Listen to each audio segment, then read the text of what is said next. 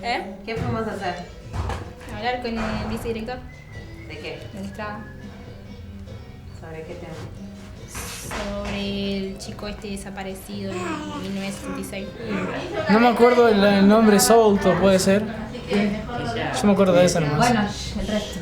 ¿Y de qué hablaba el vicedirector, te acordás? Del chico desaparecido de Garín, que venía de la Estrada. ¿Qué más? En la época de los militares. Sí, en la época de los militares. De resto, nada.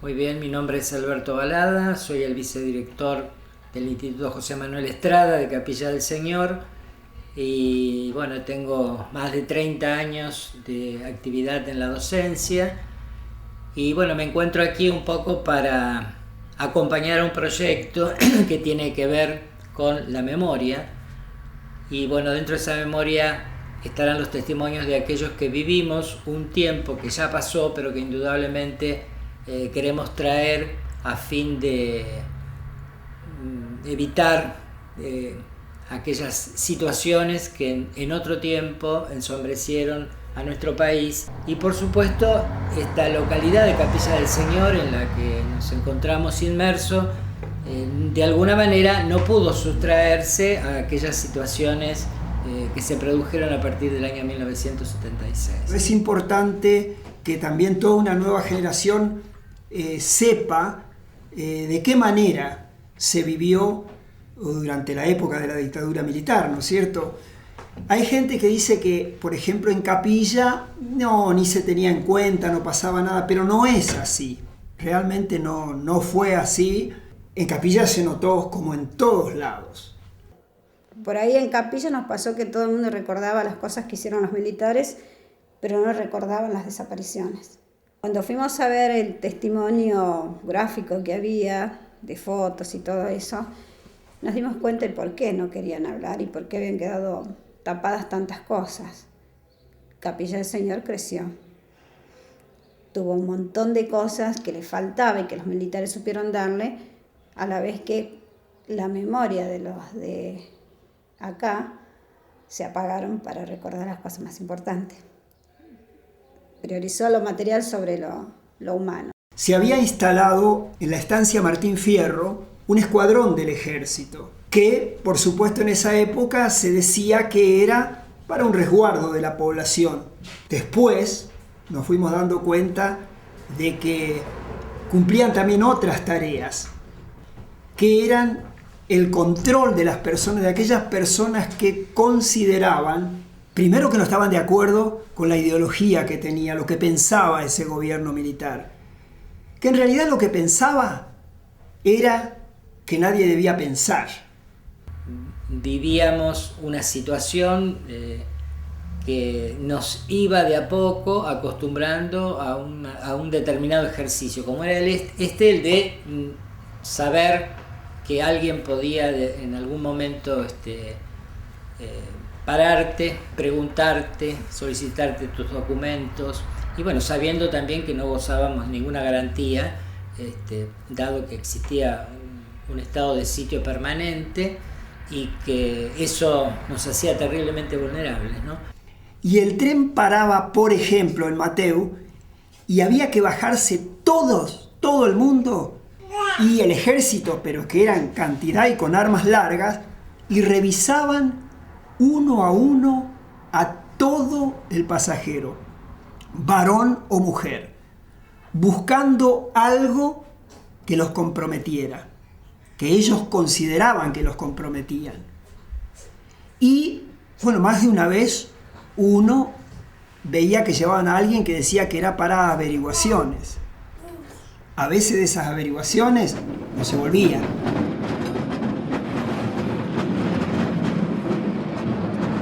Sí, bueno, respecto a la desaparición que tiene que ver con uno de los alumnos de aquí del instituto, que es el alumno Souto, si bien yo no estaba en ese momento en la institución, bueno, de alguna manera en una comunidad pequeña como esta tuvo una gran repercusión. Era uno de los tantos alumnos que en aquellos años viajaban, ¿no es cierto?, desde Talar, de Pacheco, hasta Capilla, porque el instituto tenía precisamente, atraía a toda esa comunidad joven de estudiantes de Celaya, de Mateu. Los periódicos, prácticamente ninguno hablaban de lo que ocurría. Lucía me dice el otro día, fíjate si en algún diario de acá hablan algo, y no, hablan algo del chico que desapareció, y eso, por supuesto, no se hacía ninguna referencia. O sea, tenemos lo de la historia, pero de él no sabemos nada prácticamente, sabemos el nombre nomás. Sí, estaría bueno ir a buscar a un ex compañero. Yo quería saber cómo habrán reaccionado ellos cuando le cayó la noticia de que el chico ya no iba a estar más. Claro, y todo eso. sí, estaría bueno, sí. Bueno, a mí el director de la Estrada me pasó la lista de los chicos que iban en ese entonces a la escuela. Y acá aparece el nombre María Cecilia, que yo la conozco, trabaja ahí en la escuela 12. Ah, sí. Podríamos ir a visitarla y que nos cuente un poco cómo es. ¿Por qué vienen ustedes de este lado? ¡Qué mal humor que tenés! Miguel, vení, ¡Qué máquina! Un paparazzi, por favor. Sí. ¡Ay, chica, te tapa el chico! No es muy difícil que te tape. Muy bien. Chicas, el Photoshop.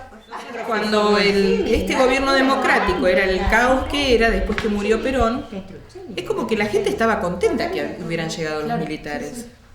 Como que te venían a salvar. Para nosotros no fue tan traumático porque no conocíamos todavía. Claro. Aparte tampoco conocíamos esto.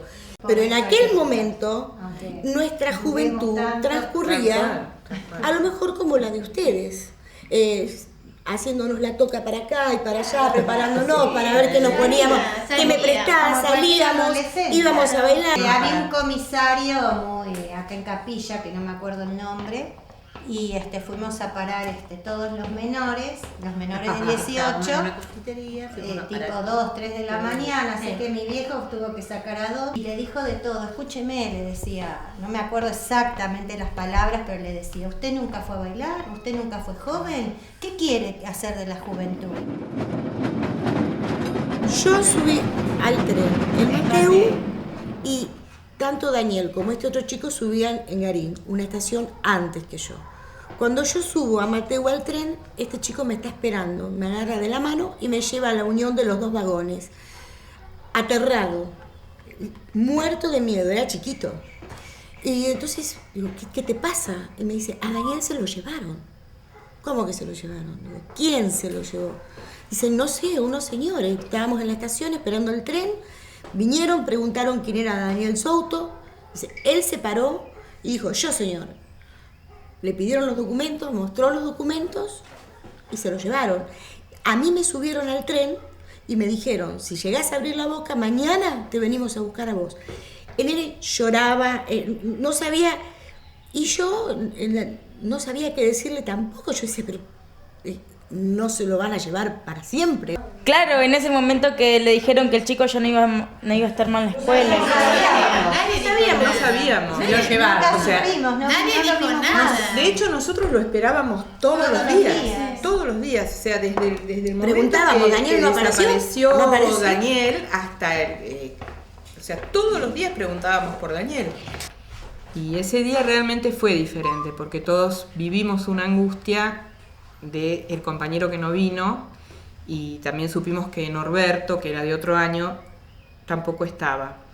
Y esa angustia nos acompañó muchos días en silencio, en mucho silencio, con un miedo muy interno, muy para adentro, y la necesidad de saber qué había pasado y quedarnos solamente con la instancia de la pregunta, porque nunca lo supimos. Y era muy difícil entender lo que había pasado. Lo que sí recuerdo que cuando a medida que pasaban los días era un silencio, pero un silencio sepulcral. acompañaba con el frío terrible del ambiente, el frío del alma y el frío de afuera. Ese día fue un día distinto, sí, pero después lo que más me causó el silencio que hubo en nosotros y en el resto del grupo docente, en la escuela en general, que no se hablaba del tema. Digamos, nadie lo recuerda, no lo hablamos, no pasó. Sí. Los chicos estos militaban. Estos chicos sí. Yo, por ejemplo, no sabía. Se cuidaban lo que se Luego estaba cuidaban. discutiendo con Carlota Taberna. No sé si ustedes se acordarán o no. Era la discusión esa que tenía él de todo. Sí. Y entonces se paró y le mandó medio caliente, porque yo soy de la juventud peronista. Ay, vos sabés que Yo creo que todos se quedaron helados, porque diciendo, este loco nos va a poner una bomba acá. Y entonces me acuerdo una vez que él dijo, uy, el Pocho nos traicionó. El Pocho nos traicionó, eso me quedó grabado. Claro. Y él fue a Ezeiza. Y él estuvo en lo que fue la matanza de Ezeiza. Exacto. Yo recuerdo que había contado que corrían por los bosques, que vio morir compañeros, que... Bueno, no me acuerdo cómo... Y era chico. Por ahí lo que le pasaba a él me pasaba a mí también, entonces hay cosas que no. Preferíamos no decir nada. Él, el defecto que tenía, que hablaba mucho, tenía que hablar menos. Unas semanas antes que Daniel desapareciera, se lo llevaron a su papá. Sí. Bastantes días antes. Y él ya estaba muy asustado. Pobrecito. Él estaba muy asustado. Yo me acuerdo una Le vez... tenía terror a Patti. ¡Ay, Terror. no! ¿De qué? ¿En serio? Patti manejaba ahí la zona de Escobar, le pertenecía a Garín, toda esa zona, y sabía de las andanzas de Patti, digamos, no era la primera vez que hacía esas cosas. Ya había matado a 3 o 4 pibes, que incluso hay una causa anterior que los mató en un bar, ametralladora en mano. Éramos chicos, para nosotros era normal estar en Kabuki sentados Kabuki, tomando me algo, acuerdo. y que entrara Patti y que, bueno, venía con un camión, pero como que el camión volcador, y subía toda la gente al camión y lo descargaba en la comisaría. Patti te agarraba por la calle, pelo largo, te pelaba, te cagaba a palo y te cortaba el pelo. Una de las cosas que a mí más me perseguía, que yo me despertaba a la noche pensando en él, porque era muy asmático, muy asmático. Yo me acuerdo. Y vos sabés que yo me acuerdo que él tenía siempre como... Crisis asmáticas. Sí, pero además de eso, toda su ropa, todo él tenía olor a eucalipto. No sé si se acuerdan de eso. Porque se ve que en la casa le ponían las ollitas con el eucalipto, con el vapor de eucalipto. Entonces él siempre tenía como un olorcito especial, ¿no? Y vos sabés que a mí me angustiaba pensar qué frío que hace, dónde lo tendrán a Sin Daniel. remedio, eso sí uno pensaba. Sin el remedio, viste, se lo darán, porque uno hasta eso pensaba, ¿le darán el remedio para Claro, que...? vos imaginate, ¿viste? Lo estarían torturando o ya Fíjate estaba el nivel muerto de y uno pensaba de en ignorancia, estar ¿no? tomando el remedio. Y el cuellito levantado del blazer. El cuellito del blazer levantado. ¿Eh? Y el ponchito así. Era delgado, era alto, tenía una linda espalda. Estaba fuerte, la verdad que estaba bueno. Tenía como unos ojos, porque era medio entre rubión, tenía un pelito así medio un castaño que con el sol se le daban reflejitos. Más allá de la descripción física que te puedo hacer, lo que yo más recuerdo de Daniel es esa cosa carismática, esa forma de hablar, de encarar, de mostrar sus ideales. Y aparte, a nosotros nos llamaba la atención porque era más maduro que nosotros, porque Exacto. era distinto. Exacto. Y yo tengo un recuerdo muy presente de Daniel, siempre lo tuve, por eso cuando yo escuché en la televisión su nombre y escuché el nombre de Patti, digo, no lo podía creer, aparte me emocioné, no sé, realmente aparte este encuentro también le doy muchísimo valor, no podía creer cuando ustedes me fueron a buscar a mí, a mi trabajo, fueron ellos. También siempre tuve esa sensación fea de que por qué en el colegio nunca se hizo mención a Daniel y a Norberto. Yo decía, ¿qué voy a decir ahí? ¿De qué me voy a acordar? Estoy olvidada de todo. Y sin embargo, gracias al encuentro, vuelven, es decir... Nunca hubiera esperado, después de tantos años. Pensaba que era algo que ya... Y como que te planteas, ¿no? Después de tantos años, y cómo nunca. Nunca nadie dijo. Surgió de mí. Silencio. Era parte del silencio. Era parte del silencio. El pacto de silencio. A mí me movilizó un montón de a mí cosas. también. Porque digo, yo me voy a reencontrar con mis compañeros que no veo hace 30 y pico de años, a partir de unos chicos que empezaron a hacer una investigación y que surge de ellos buscarnos a nosotros y reunirnos. O sea, el laburo que hicieron ustedes es maravilloso y nosotros esto no lo lográbamos si no era por ustedes. Nosotros veníamos en el tren de 7:30, nos íbamos a tomar algo al bar de Herrera y después íbamos al colegio. Y ahí un día Daniel como que nos leyó un poema que él había escrito donde hacía mención de su temor, del miedo a desaparecer, pero la importancia de los ideales, que los ideales eran eternos, aunque la vida pasara... Sí, fue terrible porque fue muy próximo a su desaparición, ¿no? Y en un momento Daniel dice, chicos, si yo no estoy más, tómense un vino por mí. Una vez me regalaste una canción que no sé cómo sonaba. Debe estar guardada en un cajón porque nunca fue cantada. Es que yo me vuelvo a preguntar, es que no me puedo contestar. ¿Cómo fue que te encontré?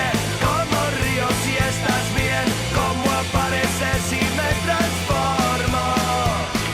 De privación ilegítima de la libertad cometida por abuso funcional doblemente agravada por el empleo de violencia y amenazas y por su duración de más de un mes, en perjuicio de Carlos Daniel Souto, Guillermo D'Amico y Luis Rodolfo D'Amico, caso 290, a las penas de prisión perpetua e inhabilitación. Por favor, silencio. Se ha establecido entonces prisión perpetua para Luis Abelardo Patti.